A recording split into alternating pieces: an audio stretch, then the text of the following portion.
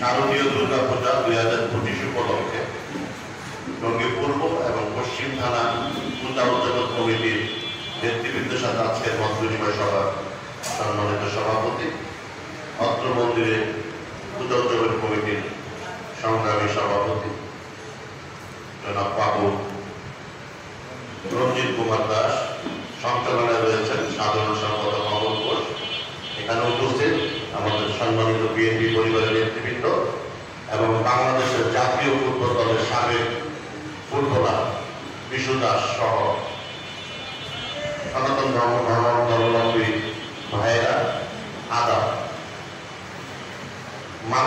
বাংলাদেশের মানুষের ভিতরে একটি ভুল ধারণা ছিল। ভুল ধারণাটা কি?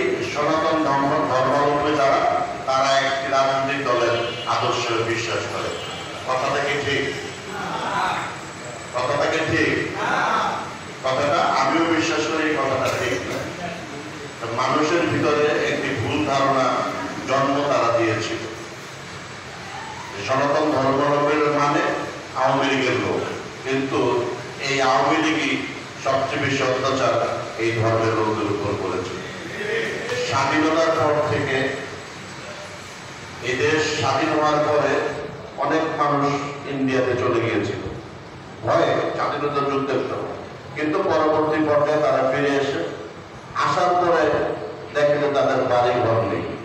অনেকের বাড়ি ঘর তৎকালীন যারা রাষ্ট্র ক্ষমতায় ছিল তাদের নেতারা তাদের বাড়ি ঘরগুলি দখল করেছে। বিএনপি কিন্তু কখনোই হিন্দু সম্প্রদায়ের মানুষের জায়গা জমি দখল করেছে আমার জানা নেই।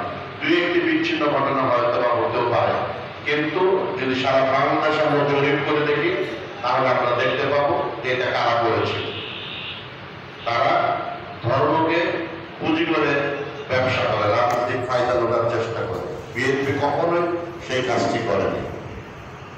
শহীদ রাষ্ট্রপতি জিয়া রহমান সংবিধানে বিসমিল্লাহ সংযোজন করেছিলেন, কিন্তু তিনি নিরপেক্ষ ধর্ম বজায় রেখেছিলেন, যে মুসলমান দেশে সকলে যেন মিলেমিশে থাকতে পারে, একটি অসাম্প্রদায়িক অবস্থা যেন বিরাজ করে। মানুষ মানুষের যাতে সবচেয়ে বড় পরিচয়, ধর্মটা হচ্ছে পরে, মানুষ হচ্ছে আমাদের সর্বপ্রথম পরিচয়, তারপরে আসবে ধর্মের বিষয়টা।